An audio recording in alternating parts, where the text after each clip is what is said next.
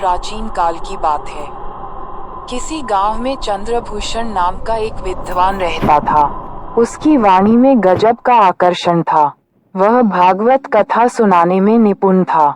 उसकी वाणी से कथासार सुनकर लोग मुग्ध हो जाते थे। इसीलिए उसके यहाँ पर रोज कथा सुनने वालों की भीड़ लगी रहती थी। दूर दूर से लोग चंद्रभूषण से भागवत कथा सुनने आते थे। उसी गांव में एक दूसरे विद्वान भी रहते थे। नाम था नंबियार।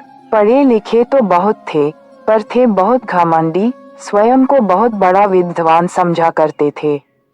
सोचते, कहाँ कल का छोकरा चंद्रभूषण, जो अटक अटक कर कथा पढ़ता है, और कहाँ मैं, शास्त्रों का मर्म जानने वाला।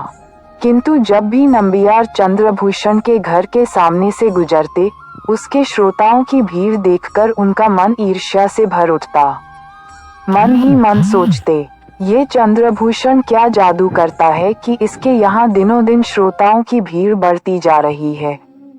ऐसे तो मेरी नाक नीची हो जाएगी। मुझे कुछ करना चाहिए। एक दिन की बात है। नंबियार थके हारे घर लौटे। भूख भी जोरों की लगी थी, लेकिन घर आकर देखा तो उसकी पत्नी दिखाई न दी। एक दो बार आवाज भी लगाई, मगर चुप्पी छाए रही।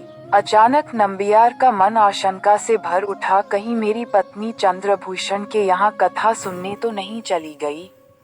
ईर्ष्या और क्रोध से नंबियार के नथुने फड़कने लगे। एक एक पल उन्हें 1000 घंटे के बराबर लगा। जब रहा ही नहीं गया तो वह चंद्रभूषण के घर की आड़े चल दिए। चंद्रभूषण के दरवाजे पर पहुंचकर नंबियार ठिठक गए।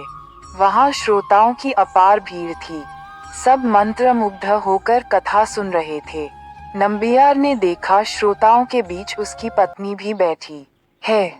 बस फिर क्या था, उनका क्रोध भड़क उठा।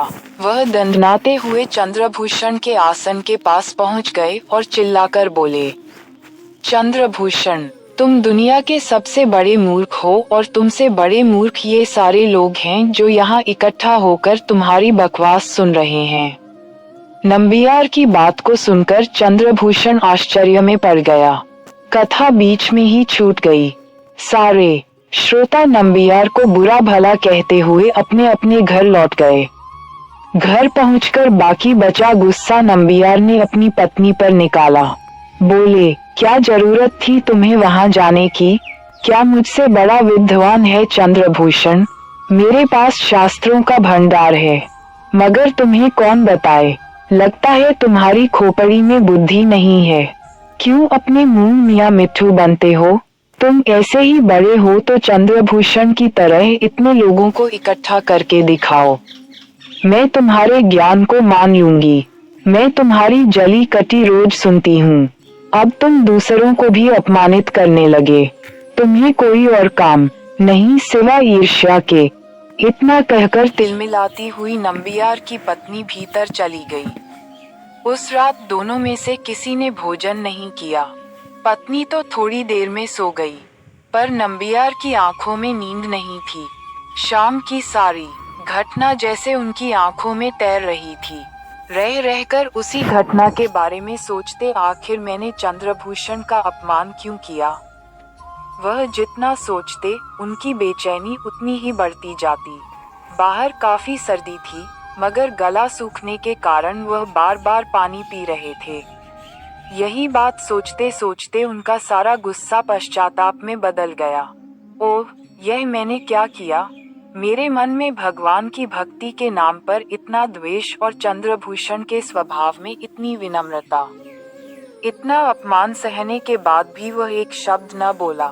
जैसे ही भोर का तारा दिखा, नंबियार ने पश्चाताप प्रकट करने हेतु चंद्रभूषण के घर जाने के लिए दरवाजा खोला। उन्होंने देखा, चौखट के पास कोई आदमी कंबल ओढ़े बैठा है। वह जाड़े से सिकुड़ रहा था। जैसे ही नंबियार ने कदम आगे बढ़ाया, वह उनके पैर छूने के लिए आगे बढ़ा। यह क्या करते हो? कौन हो तुम? कहते हुए नंबियार पीछे हट गए। उस व्यक्ति को ध्यान से देखा। सामने हाथ जोड़े खड़ा व्यक्ति और कोई नहीं था। कथावाचक चंद्रभूषण ही था।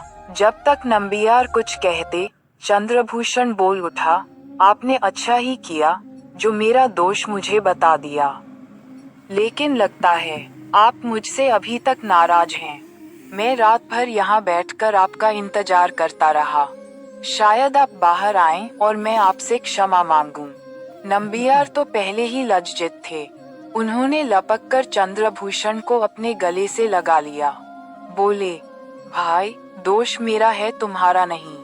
मैं घमंड में अंधा हो गया था। तुमने अपनी विनम्रता से मेरा घमंड चूर चूर कर दिया। सच कहता हूँ, तुमने मेरी आंखें खोल दी। वास्तव में यदि विनम्रता न हो तो ज्ञान भी नष्ट हो जाता है। दोनों की आंखों में आंसू थे। उसके बाद नंबियार ने ईर्ष्या, द्वेष और घमंड का त्याग कर दिया।